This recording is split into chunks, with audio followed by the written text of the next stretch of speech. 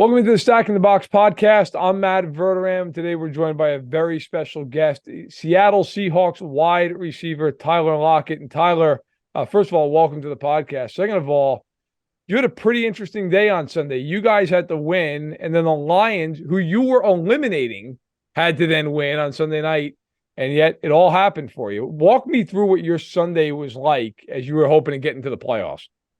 Yeah, well, I mean, first off, we knew that we had to be able to take care of business. We were playing against a great divisional opponent, the Rams. And if it was any team that wanted to be able to knock us out, it would be the Rams. So we knew that we had to come to play if we wanted our playoff chances to stay alive. We ended up going to OT, which is a little crazy, but Quandre Diggs had a big time interception. We were able to kick a field goal to win the game. And then the hard part came, which was just being able to sit at home. Some people could watch the game, some people couldn't. And, we were just hoping that the Lions can be able to beat Green Bay in Lambeau Field. And it's really hard to beat Green Bay there, but it ended up happening. So where were you watching the game? Were you with teammates? Were you alone? Were you a family? What was your experience like? So I was with my family and my fiance, and so we were just sitting down watching the game and, just cheering for Detroit.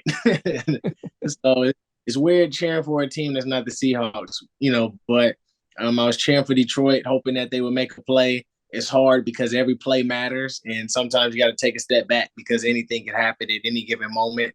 And so, Detroit was able to win. Once they got that fourth down, I was definitely cheering. Is it harder as a player to play a game that goes in overtime that you got to win? Like from an emotional standpoint, is that harder, or is it harder to have to watch a game that you're not playing in? Oh, it's definitely harder to watch a game you're not playing in because you want to be able to have a chance to control, the outcome. Sure. And for us, even going into overtime, we knew we still had a chance to win. It's just one of those things where you don't want to play tight and you don't want to be timid, but you still want to be able to go out there and play. And, I'm just glad that we all continued to play regardless of the circumstances of how we got in overtime and regardless of how we went 3-and-out. Like, we just kept on playing. And the more and more that we battled through, we had that chance to win. So it's harder to be able to watch a game because you have to literally sit there and watch. You have no control over the outcome. You just got to be able to see, like, where the chips fall. I want to ask you about the playoffs here in a second, but before I do, you ended up crossing over that 1,000-yard threshold, fourth straight year, over 1,000 yards. Obviously, at this point, you've established yourself as one of the best receivers in the league. I'm curious, though, you got hurt only a few weeks ago with your finger where you had to miss a little bit of time. How concerned were you when you had the injury that you were going to have to sit out at least, the rest of the regular season, or is that never something that concerned you to that extent? No, I mean, a lot of people thought it was my finger. I broke my hand. Okay. So, yeah, so I mean, just going through the x-rays, talking to the doctors and stuff like that, like, they told me that probably the quickest way for me to get back was to be able to get surgery. Otherwise, it was going to take some time for me to just let it heal. Luckily, I ended up going through surgery and everything went well, and I was able to fight and battle and get back. They said it was a pretty easy surgery, so I think it gave me a great chance to be able to come back and be able to play with my teammates, and luckily I did. I don't really know if I would have been able to play if I had surgery on my finger. Does it still hurt at this point for you to catch a football? I mean, I would imagine surgery just a few weeks ago in your hand, even if it's minor surgery, it's got it. You're catching, you're not catching footballs from a 6-year-old kid in the playground. Like you're catching NFL fastballs. Does it hurt at all, or is your hand at this point pretty good? No, I mean, it doesn't really bother me. I think the biggest thing is, if you had any surgeries, you just deal with the weather change. And sometimes like that hardware can kind of like mess with you a little bit. But as far as like me going out there and play, like it doesn't really bother me. Like if I get hit in it, then it might sting a little bit. But I mean, for the most part, man, I'm just going out there playing. I don't try to give myself any excuses. Just if I decide to play and I go out there, then you got to go play. Earlier in your career, you made first team All Pro, you're Pro Bowler, was one of the best return men in the league as well. Before you became this 1,000-yard guy over and over as a receiver. Do you miss being a returner, or are you thankful that you don't have to take those big hits as a return man? Like, where do you fall on that? I mean, I feel like, I've done it long enough in my career to where There's times where I could let it go. If they really go back there and return, and I can.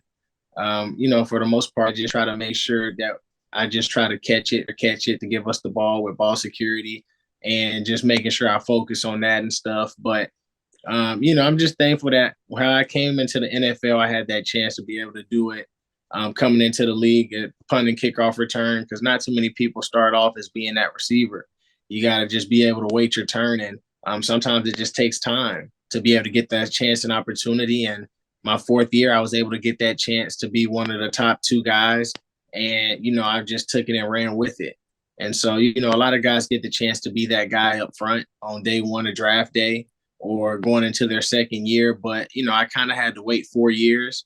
I think my second year I did get moved up to number two and I had a great game. And then the next game I broke my leg. So, that kind of hurt too. But ultimately, man, it's just a game of opportunities and taking advantage of your chances.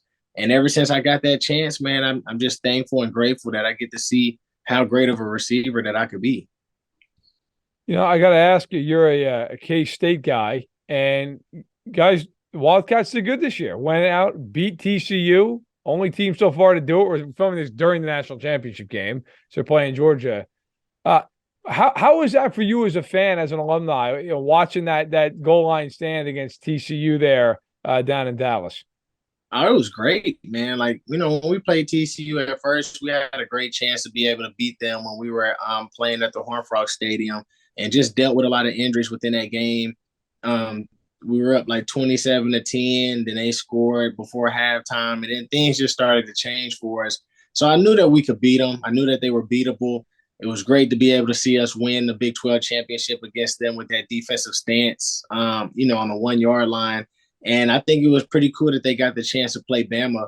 Usually the big time teams that we play are like Texas and OU and OSU. And this year it was TCU. And so sometimes, you think those are the best of the best, and you need a chance to be able to play some of the previous top teams just so you could be able to understand the caliber of play that you got to get to next. Before I ask you about the playoffs, I want to talk quickly. You were working with Vitacoco, and I just wanted to ask you, why are you working with Vitacoco? What about that product, that brand resonates with you?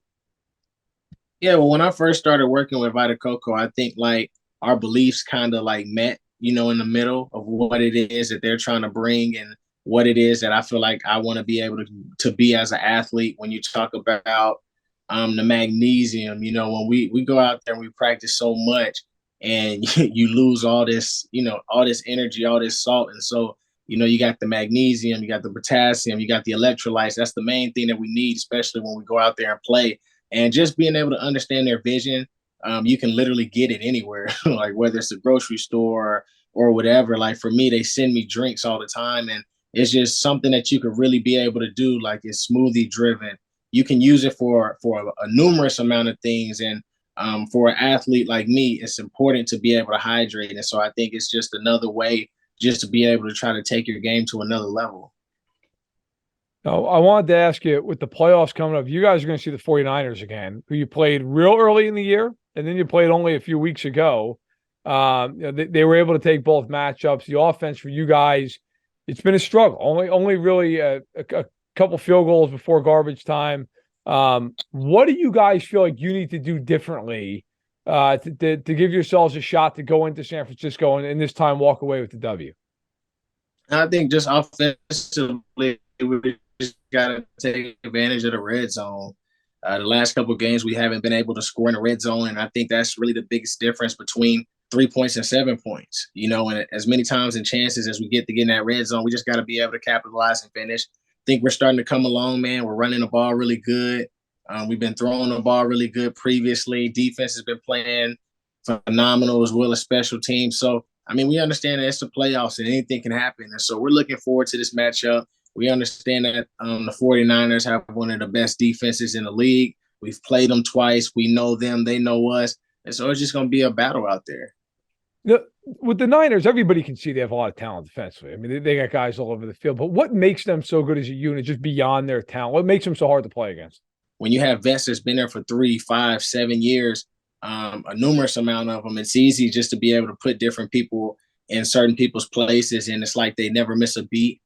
They got a great defensive coordinator. They got a lot of great players on offense as well. And so, I mean, it's hard to be able to figure out how to attack them because they do a lot of great things well. And, for us, man, and we just got to be able to be aggressive. I wanted to ask you quickly a couple more here with Tyler Lockett on Sack in the Box. Geno Smith has had an incredible year. I think a year that, frankly, maybe you guys saw coming, but outside of Seattle, I don't think anybody thought was going to happen. Russell Wilson gets traded. It feels like maybe it's a little bit of I won't say a rebuild, but a reload in Seattle. And all of a sudden, Geno comes in, not only plays well, is a Pro Bowler and a deserved one at that. What has this been like for you as his teammate, as somebody who's seen him work behind the scenes, to see Geno go from a guy who really has been a backup for a large portion of his career to now getting the limelight and running with it? Yeah, man, I think it's really cool, man. Like, Geno's been phenomenal this whole entire year, being able to have the opportunity to be a full-time starter. A lot of people don't understand, like, when you finally get that opportunity and you get that team that believes in you and that wants to be able to see you succeed and that'll do whatever it takes to help you win, like, you'll be amazing, like, what a quarterback can be able to accomplish. And so, it was just really cool just to be able to see Geno out there. We got to be able to build chemistry with him on and off the field. We've seen his approach to the game. We've already known his approach because he's been here for a couple of years. And so, we know him, he knows us. And it was just great to be able to see him out there having a great season, being able to have a chance to be a Pro Bowler, and now being able to lead us into the playoffs. And so, man, we're very excited about everything that he's brought and everything that he's going to continue to bring. And, it's been a great season thus far.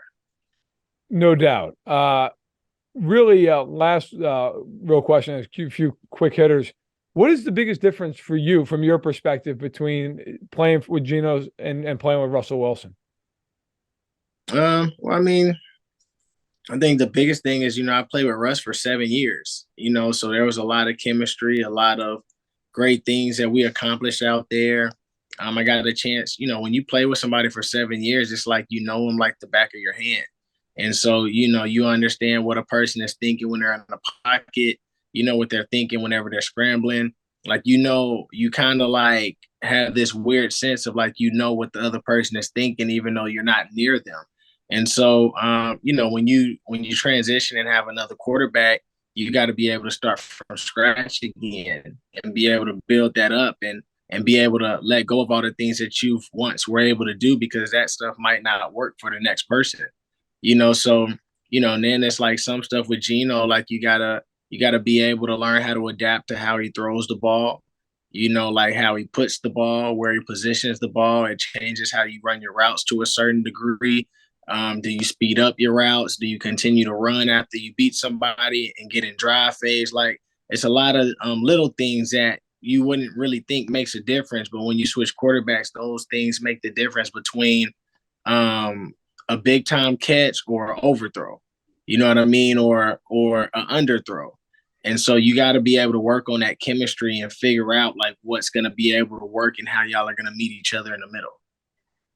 Awesome stuff. Lastly, real quick, Seattle's known as a very loud home stadium, and for good reason with the 12s.